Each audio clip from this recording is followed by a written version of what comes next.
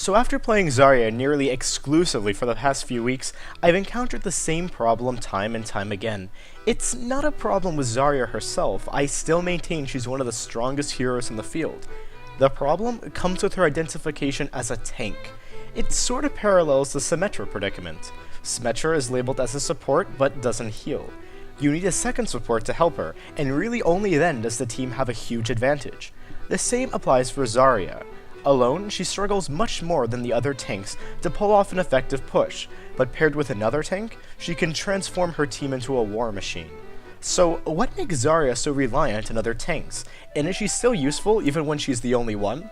I briefly touched on this in my overview video, link will be provided, but that was such a generalization that I think it's best to talk more about it, especially because it's a significant problem that doesn't get as much publicity as Symmetra's. As a side note, in the background I have a King's Row game I recorded earlier. The reason I chose this is because even though I'm the only tank on the field, we still managed to defend the first point, even though the attack has some heavy damage dealers. The first thing to understand is why Zarya is labeled as a tank even if she's not that tanky. The reason, simplistically, is her high health and shields. Her ability to regenerate half of her health means that she can endure a push for longer, and the supports can focus on other people besides the tank. This allows for so much more versatility in a push. Once the tank dies, the push often dies as well. Of course, this doesn't mean Zarya is invincible. This is where the second tank argument comes in.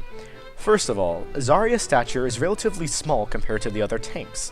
It's hard for a team to stand behind her when she absorbs all the damage. A Reinhardt, for instance, specializes at exactly this. Often, a Roadhog size is enough to make him focus down. But Zarya possesses very little of this. When your personal barrier is up, you won't get focused as much, leaving your team much more vulnerable. This is a tank's nightmare. But conversely, her applied barriers grant an additional 200 health. This is precisely why she's labeled a tank and not defense or support. Adding this tremendous amount of health is comparable to having a mini Lucio ult every 10 seconds. But the problem?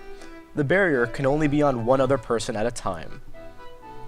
The most effective way to play Zarya, therefore, is in conjunction with another tank. A tank that's strong enough to take a few hits by themselves, but also large enough to help her barriers become focused and charged. Imagine this situation. You have 0 charge, nobody is focusing you, and you need a teammate to lead the charge to a choke point. You're too weak to spam on yourself, and the enemy is sniping your allies. You have 2 people to potentially give a barrier to, the Reinhardt or the Pharah. If you give it to the Pharah, she'll most likely take to the skies, and you'll get some charge from people focusing her. But when the shield wears off, she'll be sniped down almost immediately. Now, envision giving it to the Reinhardt. The Reinhardt will absorb some damage through his shield, giving you some charge. He's also protecting the team behind him and won't likely die. You're now free to push up yourself, tearing through everything in your way. It should seem clear why having Zarya and another tank is optimal. Zarya is very unique as she has a remarkable damage output for a tank combined with survivability. But she often struggles at doing one of the integral jobs of a tank, which is leading a charge. Having a second tank nearly guarantees high charge and effective push. Now, the question becomes more complex.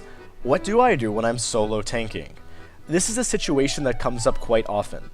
Because the game labels Zarya as a tank, when chosen, the no tank warning disappears. Most players will then focus on damage or support classes henceforth. Say you're stuck in this predicament. What do? Learn to stick near your support healer. If you do not have to retreat, you're doing your job correctly. Try not to get greedy with kills. You'll be strong from your personal barrier, so don't try to pursue targets that have slivers of health. They'll be back, and if you fall, your team will have to face the brunt of the attack. Stand in the way of a push for as long as you can, using your barriers as a deterrent. Keep an eye out for teammates that are flanking, say Reaper. Pop a barrier on him before he teleports, and if safe, try to throw a barrier on an ally behind the enemy. But again, don't leave your posts at the front lines. Resolve to stick to a more supportish role, and let your team take care of the rest. This doesn't mean you have to plant yourself like a wall, however. A charged Zarya is still a frightening force that the other team will most likely avoid. Your Graviton Surge also will take a different role in this scenario. Your team probably won't be surrounding you as tightly as they would as if you were a, say, Reinhardt. Your Graviton now has another unique role, to hold back the enemy. By keeping them farther back, your team now has more time to either regroup or forge ahead. These crucial seconds of Graviton also disrupts whatever the enemy may be planning. However, don't liberally use your ultimate. It still requires a significant amount of time to charge.